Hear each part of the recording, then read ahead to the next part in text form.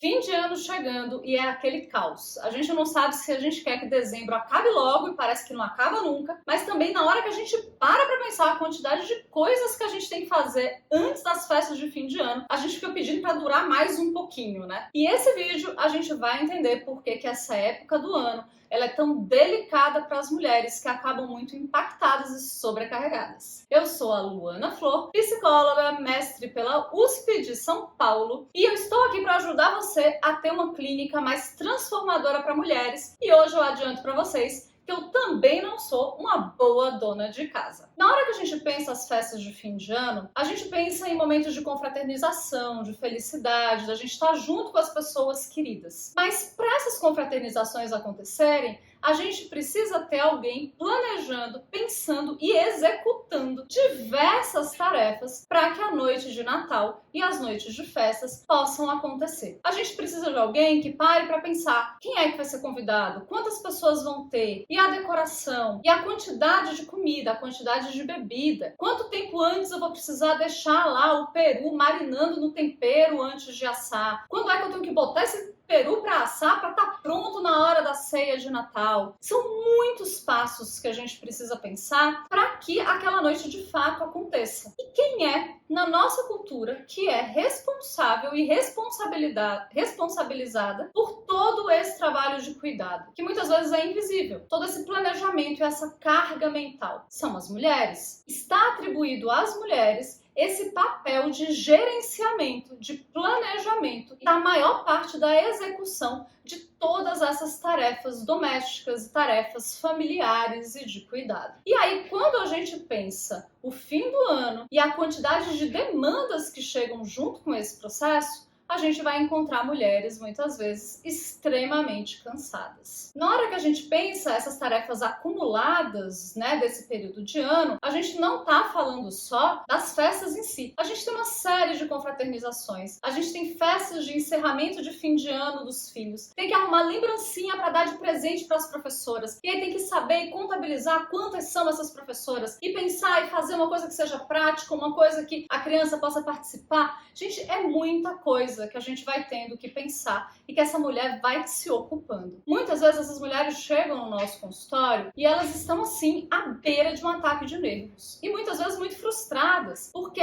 na medida que os seus maridos, seus companheiros aparecem lá dizendo: nossa, que legal, eu convidei, vamos chamar meu irmão para passar o Natal, todo mundo junto, e essa mulher vai sentindo uma angústia que muitas vezes ela não sabe nem o nome que ela dá para aquilo ali ou por que ela está tendo aquilo, já que sim, seria muito legal encontrar todo mundo, confraternizar e por aí vai, mas é uma angústia de que isso vai me dar tanto trabalho. Não é simplesmente receber as pessoas em casa, é ter que fazer uma logística inteira. E é uma logística que ela muitas vezes não tem mesmo um suporte para quem faça. Ou porque isso é pensado como obrigação para elas, são elas que são responsáveis por isso, ou muitas vezes porque esse companheiro, ele não foi nem treinado, ele não entende todos os passos que tem para fazer ali, e aí é mais fácil ela fazer do que ela ter que ensinar, porque nós mulheres estamos sendo ensinadas essas tarefas desde pequenininha. Às vezes falha, como falhou comigo, que sou uma péssima dona de casa, com muito orgulho até. Já me resolvi dentro disso daqui. Não sei e não gosto muito de gerenciar essas coisas, mas existe uma pressão e existe uma educação que leva a gente desde muito pequenininho para que a gente aprenda a fazer isso, se responsabilize por isso. E mesmo quando, né, nos oferecem ajuda, muitas vezes a gente diz: não, tudo bem, eu resolvo, eu vou fazer aqui. Quantas vezes a gente não ouviu de algum parente dizer: ah, não, mas é porque ela adora organizar as coisas, é porque ela adora fazer as coisas, né? Eu deixo porque assim, faz parte, ela gosta de, né, alimentar todo mundo, de fazer e de receber. E na verdade essa mulher, ela não tá tendo nem escolha nesses períodos, simplesmente alguém tem que fazer e quem vai fazer vai ser ela, é esperado que seja ela que faça. Eu vi esses dias rodando pelas redes sociais um tweet que relatava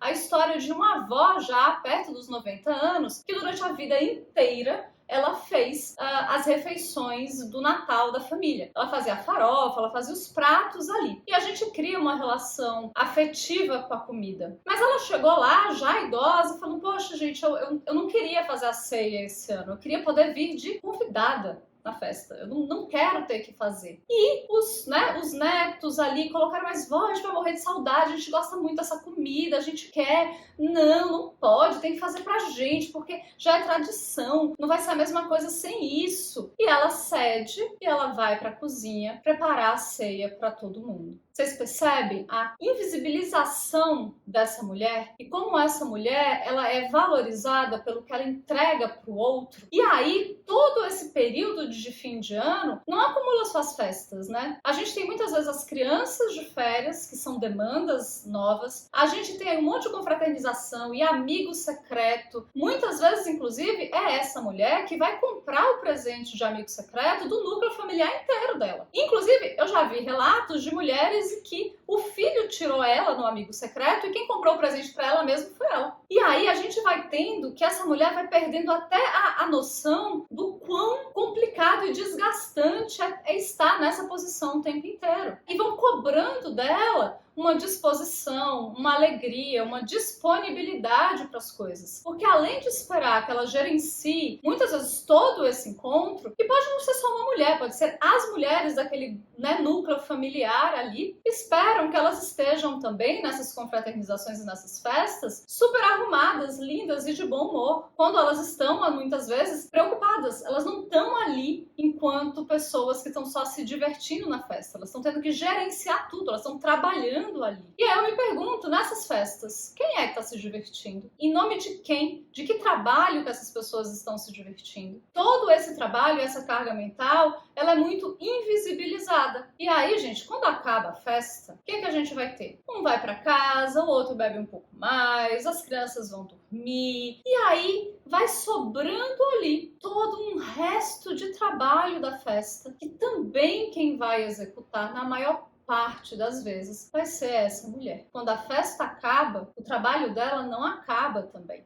E aí a gente vai somando o acúmulo do cansaço de fim de ano. E aí a gente vai entendendo os sentimentos ambíguos que muitas mulheres vão relatando. Aonde elas sentem que elas deveriam estar felizes por encontrar a família, por ter esse momento. Mas elas vão ficando muito ansiosas na medida que esse período do ano vai chegando. Porque na realidade elas vão ter aí muitas demandas para conseguir dar conta. Toda essa questão da carga mental e de todo esse trabalho que ele é invisível e não é valorizado, de cuidado e de planejamento, ele não é um problema específico do fim do ano. Nisso, quando a gente vê os dados de divisão de trabalho doméstico, as mulheres elas são as maiores responsáveis por todas essas tarefas que a gente chama de tarefas de cuidado. Mas quando a gente chega no fim do ano, a gente vai tendo um acúmulo e a gente vai tendo também uma urgência para que as coisas aconteçam dentro de um determinado prazo. E aí isso vai sobrecarregando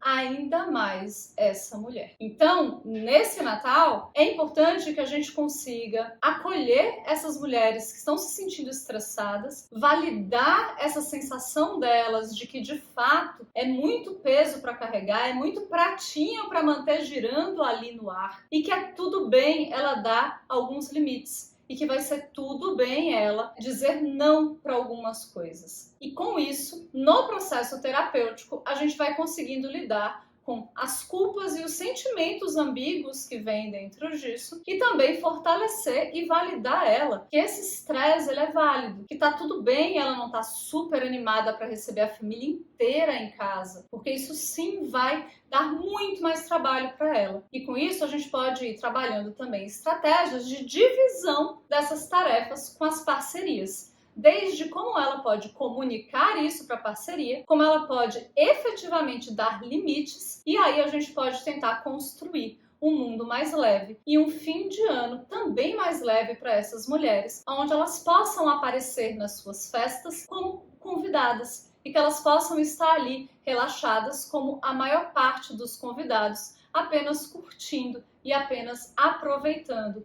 aqueles momentos em família. Comenta aqui no vídeo se você já havia prestado atenção como a carga mental aumenta para a mulher nesse período de fim de ano. E conta pra mim se essas demandas têm aparecido aí também no seu consultório.